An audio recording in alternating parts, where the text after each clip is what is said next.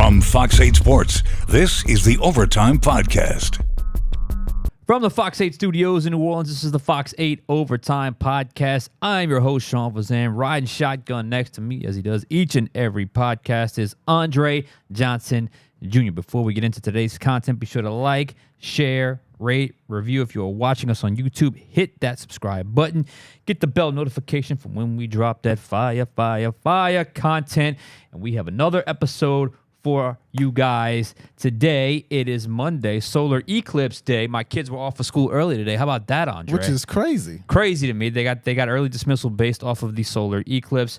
I'll be very honest with you. I did not care about the solar eclipse in any way, shape, or form. I just knew what was happening because I had to adjust some schedules to get my daughter from school, my oldest daughter. So it was an interesting day. How was your weekend? It was good. You know, I also missed the solar eclipse. When I drove in today, I saw about 15 people huddled up outside looking at the sky, and I was like, I don't really know what that's about. It's a cloudy day. You couldn't see it if you wanted to, but you know, it was a good weekend, very relaxing. WrestleMania weekend. Yeah. Big WWE guy here, so that was pretty much what I invested the last 2 days into, and it was wonderful. I heard it was fantastic. As for me, I'm a little sore today.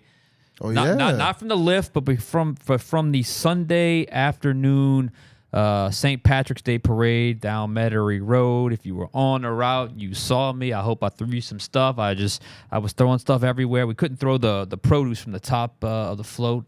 We could only throw like little bars of soap and Lucky Charms and then stuff like that. Couldn't throw the cabbages or the carrots or anything from up top. There's a little bit of a risk there, so we had to kind of adjust our plans. But you don't realize when you're on those floats for like 4 or 5 hours, you're standing the whole time. So like when I woke up this morning, I was like, my God, I am freaking sore today. And I just realized, I was riding on the float for 4 and 5 hours at a time. But it was a great day, a sunny day, a beautiful day. The family had a good time. The crowds were fantastic. So I, too, had a very, very good weekend. And it's now Monday, a new week. We're 1 week closer to the NFL draft. And that is where I wanted to turn our attention to in today's big picture. And there's one prospect in particular. And if you've kind of been listening or reading and watching this podcast or wherever you go, right, his name has popped up quite a bit. So that's where I wanted to go with the big picture. I thought it was a good time for this breakdown and this debate about this prospect. Take it from there. It's a guy who you have been very high on for the last few months, the tight end out of Georgia, Brock Bowers. Now, Brock Bowers last season, 56 catches, 714 yards, 6 touchdowns, and he would have probably gone over 1,000 yards, but he missed 4 games due to injury. He was able to come back and kind of play the end of the season in the playoffs. In his career as a Bulldog, 175 catches, 2,538 yards, 31 total touchdowns. I say total touchdowns because he had 5 rushing touchdowns because of the ways they used them at Georgia. The first player to win the John Mackey Award, which is the distinction they give for the best tight end in the nation, in back-to-back seasons. So Brock Bowers, unquestionably the number 1 tight end in this draft class, a guy who may be around there when the Saints pick at 14. Now, we've talked the last few weeks about them drafting an offensive lineman, maybe a defensive end. But if Brock Bowers is there at 14, Sean, what are the pros and cons to pulling that plug? Yes, it is time for this debate, and I got y'all can see, I got quite a bit here. So bear with me on what I did with this because I liked Brock Bowers going in. I loved him at Georgia. Always been high on him. And then this new topic, this podcast-specific Brock Bowers topic, I got to dive back into the tape of Brock Bowers. So let us talk Brock Bowers, ladies and gentlemen. What's interesting is, we said it earlier. I brought this up earlier in the offseason. We talked about, I even did a final say on the Fox 8 Overtime show on a Tuesday night. He's always been a favorite of mine. But then you kind of listen around radio shows, podcasts, TV shows. I'm not the only one that seems to have that opinion of people that cover the Saints and people that obviously watch a lot of college football love the idea of Brock Bowers to the Saints, despite the fact that everyone knows it would not be at the top of the priority list. So let's get into this. The unquestioned top tight end in this draft, you mentioned it, an unquestioned playmaker, on the most dominant team in college football, really the last 3 seasons. I actually thought Michigan won the title Alabama did them a favor by beating Georgia in the SEC championship game. I still felt like Georgia was the best team in college football from beginning to end, but kudos to Michigan. 56 receptions in 2021, 63 in 2022. Probably would have surpassed that last year had he not missed the 4 games. And kudos to him. He battled back to get back on the field after that pretty significant injury. Resume, just a true playmaker with the ball in his hands. You watch him play, and you can see it translate. He lines up all over the field, lines up in line, lines up in the slot. They push him out wide, whatever the case may be. Runs a full route tree from all locations. The on-field quality, though. Now we're talking draft. So when you talk draft, you got to get into it, and you can't just like a guy because you like the guy because he scores touchdowns. You got to get into what he does well, what he does not do well. When I watch film, and I watch a ton of film, the one quality that stands out above all the rest, and he's got a lot of good qualities, is simple. Run after catch. Yep. Say it with me again. Run after catch. I can't even draw a true comparison to Bowers from years past with that specific skill set for that specific position. When he catches the ball, it is on. He'll catch a 13-yard square in and turn it into a 40-yard touchdown like he did against Auburn. He catches a 15-yard sail route on the sideline, breaks a few tackles, turns it into a 35-yard gain. He'll run a little short flat route from one side to the other. 2 or 3 yards past line of scrimmage, turns it into a 25-yard gain. He's either breaking tackles or he's running away from you in the SEC, mind you. He's not playing a bunch of scrubs out there. Usually, when we think of big play tight ends, the kinds that score the touchdowns or make the big plays, it's usually, what are they? High flying plays over the down the seam in the red zone. Those are the types of playmaking plays that you see from usually the big play tight ends. Now, you don't necessarily see a whole lot of true run-after-catch tight ends. You see them. I mean, they all can run after the catch, but a guy where his number one trait is run after the catch. Now, in fairness, this is a draft thing, so we're breaking down everything. Brock Bowers is not a high-flying, catch-it-over-the-shoulders type player. He's more of a, like I just said, you catch it, and he runs with it and lines up all over the field. Kind of a small receiver or a big receiver / small-ish tight end.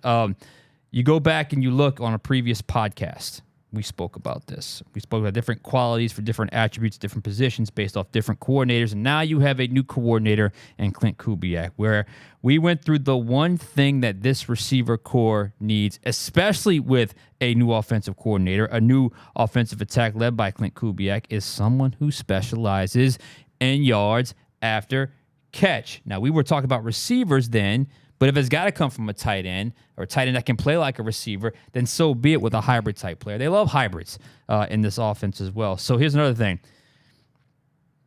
We alluded to it in the mock draft podcast. When was the last time the Saints truly had a game changer at the tight end position? Jimmy Graham. I'll answer that. It was Jimmy Graham, 2013, 2014. I feel like the Saints have been talking about finding an impact tight end since that 2014 season. And I think the time from the last impact player to now is probably a little longer than they realize. That gap between when they had the game-changing tight end to how long they have not had the game-changing tight end, I think that gap is pushing a decade now. It's probably it's kind of flown under the radar a little bit, but just think about who they've gone through since Jimmy Graham was at the top of his game. You ready for the name? How about this?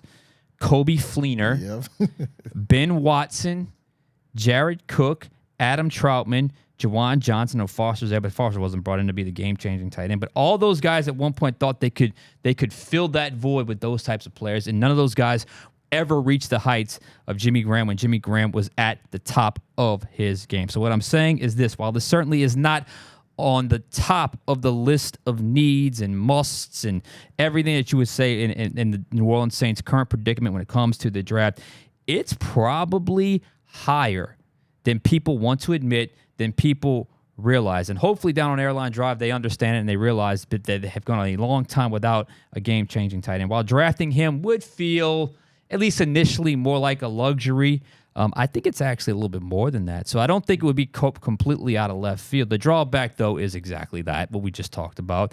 You have a Grand Canyon type hole, Grand Canyon type hole at both tackle positions with the uncertainty at left and right. And obviously you can't play around at that position. That's the biggest drawback to Brock Bowers. And the other thing is he's a little undersized for a tight end, 6'3", 240. Jimmy Graham was 267, 260. Right. Ben Watson, 6'5", 6'6". So he's not the biggest tight end, and he's not the greatest yet at run blocking, but a lot of these guys aren't great at run blocking coming out. It's just hard to find two-way tight ends coming out, especially if they're anywhere other than Iowa in college football or Stanford. So that would be my pitch to those that are on the fence with Brock Bowers. Everything I just laid out to you. I think there's a skill set. There's a bigger need than you want to admit, and I think he fills a role that I think hasn't necessarily been filled both in the last 10 years, but also in the current predicament with what you have with a new offensive coordinator and the specific skill set that coordinator might want. And that's really where I want to go. I want to talk about the potential fit of Brock Bowers in New Orleans. A lot of fantasy, I mentioned it a couple podcasts ago, and I'm one of them. A lot of fantasy football players looked at that Saints tight end room and said, Jawan Johnson is our sleeper. We're going to get Jawan Johnson in round 13, and he's going to be a top 10 tight end, and he's going to score all these points. And that did not happen last season. No.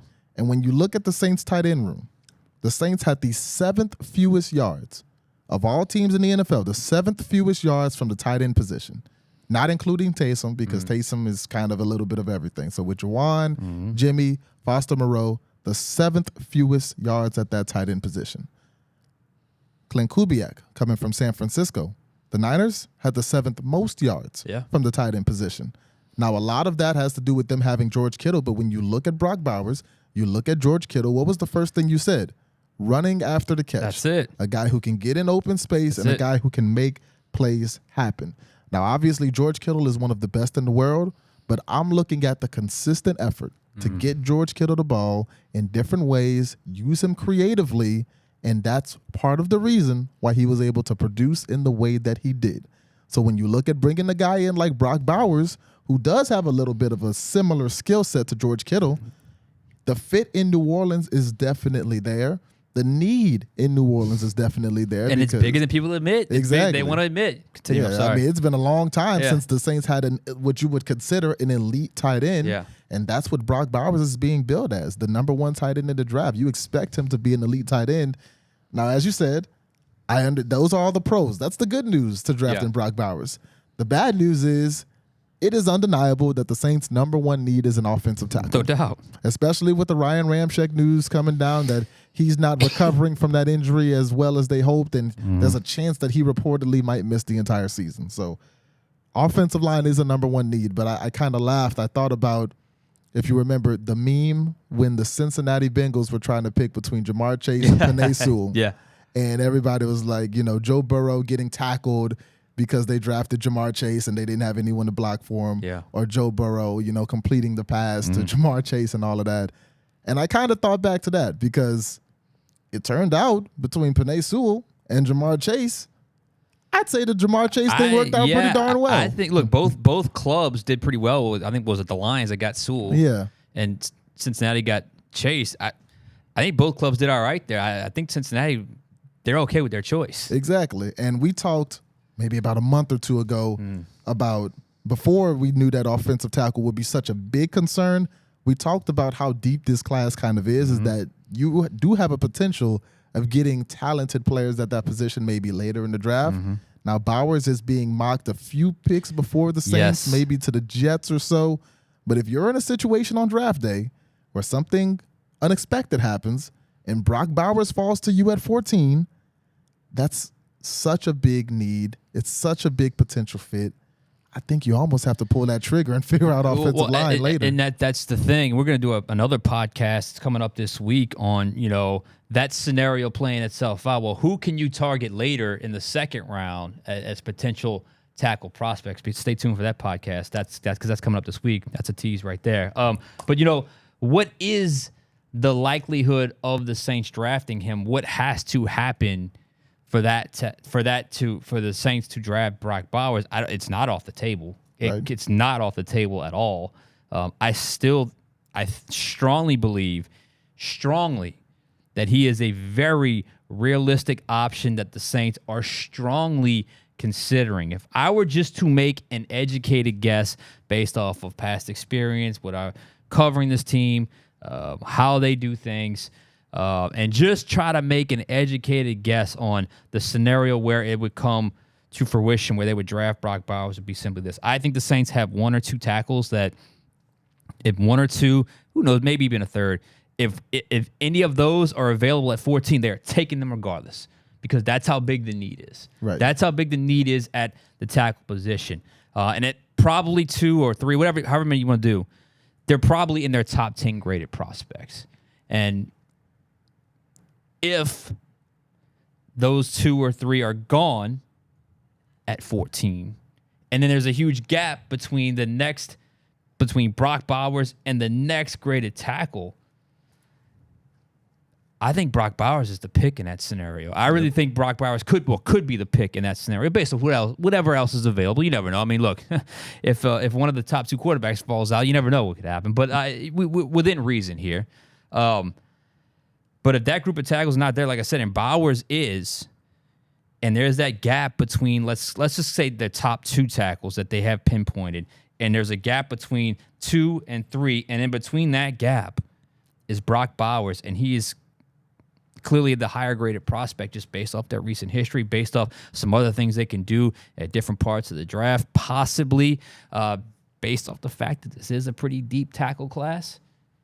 Oh, yeah, I could see a scenario where Brock Bowers, in that scenario right there, Brock Bowers could very well be the Saints' pick at 14 if he's available. And I have a question for you, and I have a question for you, the viewer, listener. Leave those comments. How many elite offensive linemen are in the league? I think there's a lot of good, a lot of talented offensive linemen in the league, but how many elite tight ends are in the league? If you look throughout the NFL, Travis Kelce, Hawkinson, George Kittle, Mark Andrews, Laporta's coming on. Yeah, out of the Lions, Detroit. He was great last year. And maybe you include Evan Ingram. Yeah. That's 5 or 6 elite tight ends out of 32 teams. The number of top-tier tight ends in the NFL is very low because realistically, I don't think there's a lot of tight ends who have fully adjusted to the way that these passing offenses are evolving in the NFL. Yeah. You've got a guy in Brock Bowers who, put with an offensive coordinator like Clint Kubiak, could potentially join those ranks. There's a lot of talented offensive linemen. Many drafted in the first round, many drafted in the 2nd, 3rd, 4th, 5th, 6th, 7th.